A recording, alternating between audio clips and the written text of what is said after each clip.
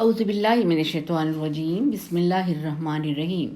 السلام علیکم ناظرین، آج اسماء الحسنہ ویڈیو میں اللہ تعالیٰ کا ایک اور زبردست صفاتی اسم المعز ہمارا موضوع ہے، جس کا مطلب ہے مجازاً عزت دینے والا۔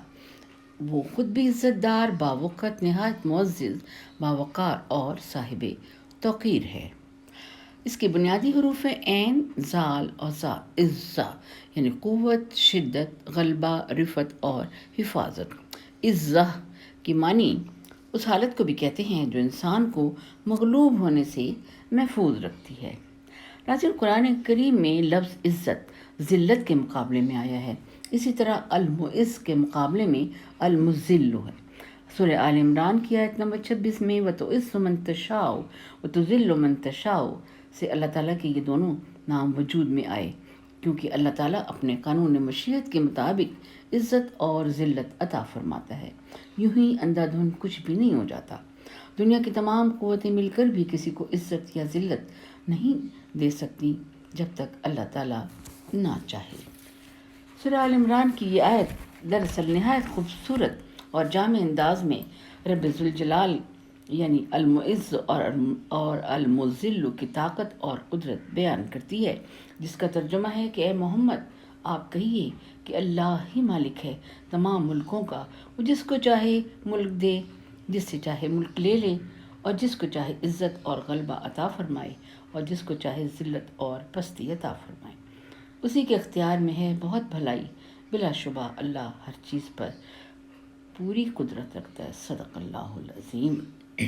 ناظرین، ان سب باتوں سے ہمیں جگہ جگہ جیسے قرآن پاک میں بھی ارشاد فرمایا ہے کہ اللہ تعالیٰ کے ہاتھ میں ہے سب کچھ، تو اس سے یہ بات سامنے آتی ہے کہ اللہ تعالیٰ اپنے بندوں کو 3 طرح سے عزت بخشتے ہیں۔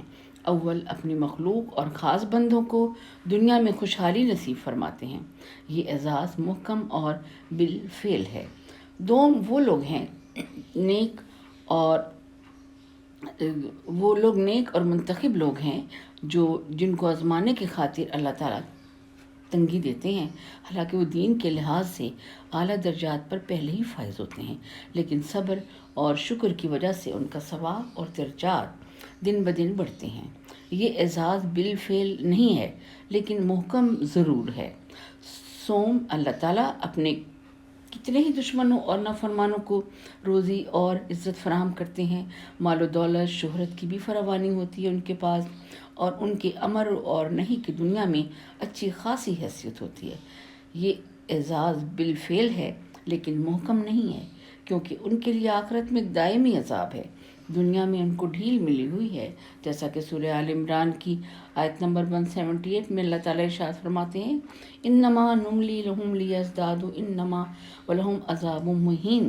ہم ان کو اس لیے مہلت دیتے ہیں کہ وہ گناہوں میں بڑھتے چلے جائیں اور آخر ان کو ذلیل کرنے والا عذاب ہوگا۔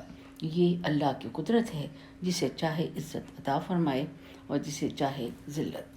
لازم یہاں یہ بات صریحاً واضح ہو جاتی ہے کہ دنیا میں جس کے پاس عزت اور دولت اور ہر شے کی فراوانی ہے، اس کا یہ مطلب ہرگز نہیں کہ اللہ تعالیٰ اس سے بہت خوش ہے، یا دنیا میں جو لوگ بدحال ہیں اس کا بھی یہ مطلب ہرگز نہیں کہ اللہ تعالیٰ ان سے ناراض ہے۔ یعنی المعز کسی کو دے کر اور کسی سے لے کر آزماتا ہے۔ بے شک کائنات میں غلبہ اور اقتدار صرف اسی کے قانون کو حاصل ہے، کوئی دوسری قوت موجود ہی نہیں ہے جو اس کے قانون پر غالب آ سکے۔ سورہ المنافقون کی آیت نمبر 8 میں اللہ تعالیٰ ارشاد فرماتے ہیں، جس کا ترجمہ ہے کہ غلبہ اور اقتدار اللہ، اس کے رسول اور مومنین کے لیے ہے، یعنی مومنین کی زندگی اقتدار، قوت و سطوت کی زندگی ہوتی ہے۔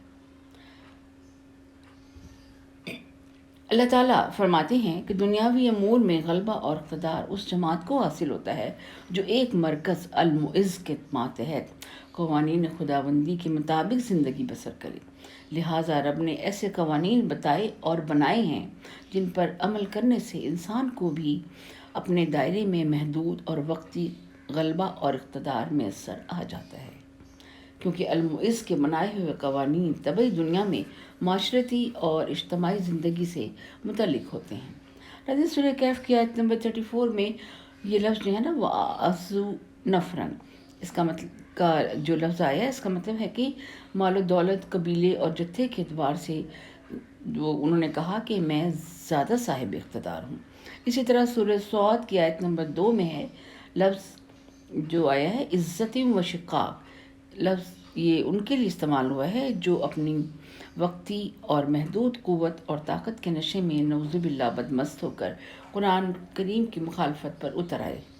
سورہ توبہ کی آیت نمبر 128 میں عزیز علیہ ما عنتم، یہ رحمت للعالمین ہمارے رسول پاک صلی اللہ علیہ وسلم کے بارے میں اللہ تعالیٰ فرماتے ہیں کہ جس بات سے ان کی امت کو تکلیف پہنچتی ہے وہ بات ہمارے رسول پاک پر سخت گراں گزرتی ہے۔ وَلِلَّهِ الْأَسْمَاءُ الْحُسْنَىٰ فَادْعُوهُ بِهَا، جو شخص پیر یا جمعے کے دن بعد از نماز مغرب 40 مرتبہ یا معز پڑھے گا، اللہ تعالیٰ اس کو انشاءاللہ لوگوں میں باعزت اور باوقار بنائیں گے اور اس کی ہیبت اور روب اور قدر لوگوں کے دلوں میں پیدا ہوگی۔ ناظرین، اس ویڈیو کو ضرور لائک اور شیئر کریں اور ہمارے چینل کو سبسکرائب کریں۔ جزاک اللہ خیر۔ سلام علی المرسلین والحمد للہ رب العالمین۔